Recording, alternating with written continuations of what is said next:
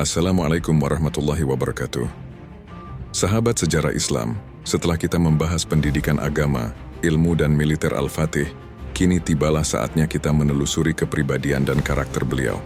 Karena sesungguhnya, sehebat apapun ilmu dan kekuatan fisik seorang pemimpin, tidak akan berarti tanpa akhlak yang mulia, kecerdasan dalam bernegosiasi, dan ketegasan dalam mengambil keputusan. Pada suatu pagi yang cerah, terlihat Al-Fatih kecil tumbuh dalam suasana istana yang penuh disiplin.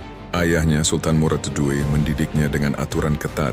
Setiap harinya terjadwal rapi, pagi untuk latihan fisik, siang untuk belajar bersama ulama, sore untuk membaca kitab atau sejarah, malam untuk ibadah dan mengulang hafalan. Hidupnya tidak pernah kosong dari aktivitas yang bermanfaat. Tidak ada waktu terbuang untuk bermain tanpa arah. Bahkan dalam usia belia, ia sudah terbiasa memperlakukan setiap jam dalam hidupnya sebagai persiapan menuju misi besar, menaklukkan Konstantinopel. Meski dikenal cerdas melampaui teman-teman sebayanya, Al-Fatih tidak pernah angkuh. Ia mendengarkan setiap guru dengan penuh hormat. Meski terkadang ia sudah tahu jawaban dari pertanyaan yang diajukan, guru-gurunya kagum pada sikapnya yang selalu rendah hati, padahal kepintarannya seringkali membuat mereka terkejut. Kerendahan hati ini bukan dibuat-buat, melainkan hasil dari didikan ibunya, Hummahatun, yang selalu mengajarkan kesederhanaan serta bimbingan para ulama yang menanamkan nilai tawadhu dalam hidupnya. Hidup di tengah istana dengan segala kemewahan tidak membuatnya cinta dunia. Sejak kecil ia dibiasakan hidup sederhana. Ia tidak silau oleh makanan mewah atau pakaian indah, karena baginya semua itu hanyalah titipan sementara. Sikap wara dan zuhud ini membuatnya berbeda dari pangeran lain. Ia belajar bahwa harta dan tahta hanyalah amanah, bukan tujuan.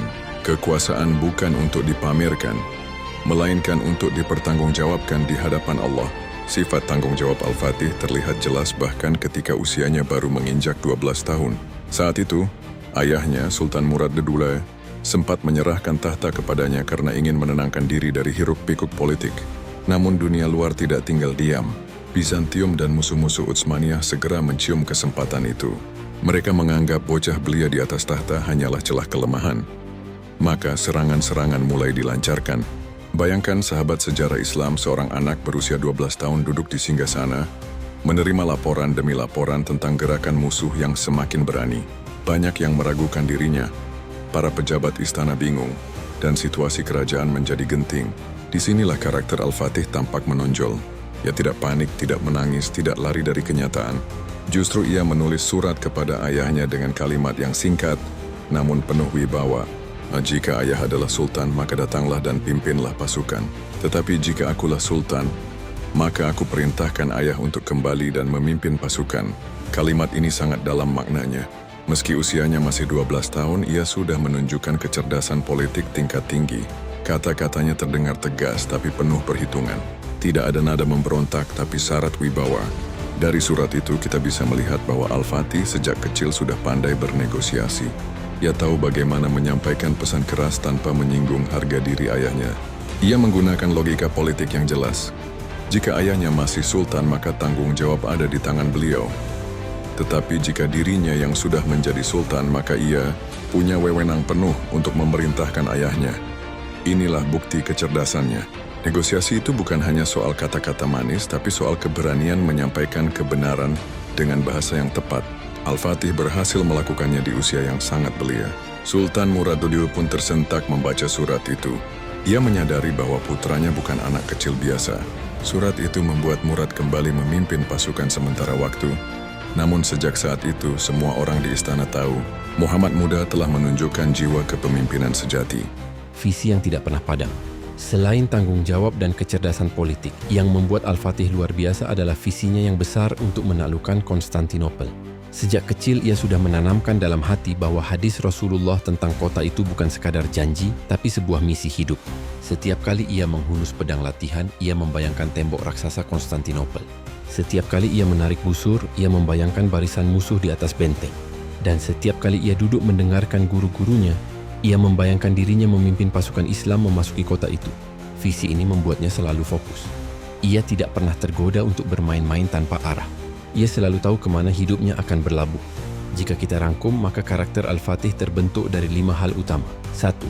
disiplin dalam memanfaatkan waktu, rendah hati meski cerdas luar biasa, wara' dan zuhud, tidak cinta dunia meski hidup di istana. 4. Tanggung jawab yang terbukti saat berani memanggil ayahnya kembali ke medan perang. Visi besar yang sejak kecil tertanam dalam hatinya, menaklukkan Konstantinopel. Sahabat sejarah Islam, dari kepribadian dan karakter Al-Fatih kita belajar bahwa pemimpin sejati tidak lahir dalam semalam. Ia dibentuk dari disiplin yang panjang, latihan yang keras, kecerdasan berpolitik, keberanian mengambil keputusan, dan visi hidup yang jelas. Bayangkan, seorang anak berusia 12 tahun sudah mampu menulis surat yang menggugah ayahnya untuk kembali memimpin pasukan. Itu bukan sekadar keberanian, tapi kecerdasan negosiasi, ketegasan, dan rasa tanggung jawab yang luar biasa. Tidak heran, dengan bekal akhlak dan karakter seperti itu, Al-Fatih kelak akan menjadi sosok yang dipuji Rasulullah sebagai sebaik-baik pemimpin bersama pasukannya. Jangan lupa untuk like, share, dan subscribe channel Sejarah Islam, agar semakin banyak saudara kita yang mengambil hikmah dari kisah-kisah mulia ini.